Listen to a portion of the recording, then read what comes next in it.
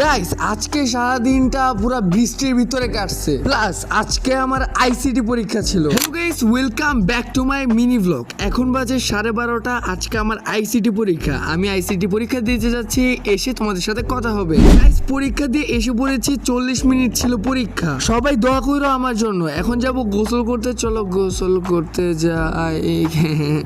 কি জানি ভুলে গেছি, মোজা পরে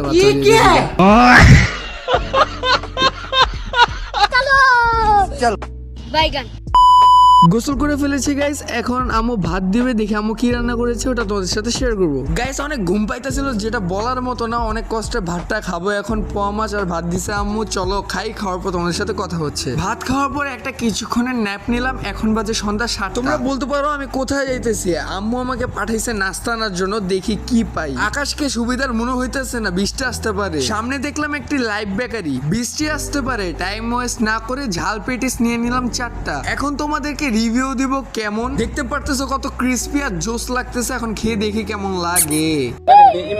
গাইস অনেক জোস এবং ক্রিস্পি, তোমরাও ট্রাই করে দেখতে পারো, তোমাদের ওদিকেও আছে। গাইস আজকের মিনি ব্লগটি এই পর্যন্তই। অবশ্যই ভিডিওটি লাইক করে চ্যানেলটি সাবস্ক্রাইব করে দিবে। আজকের জন্য এই পর্যন্তই। আসসালামু আলাইকুম।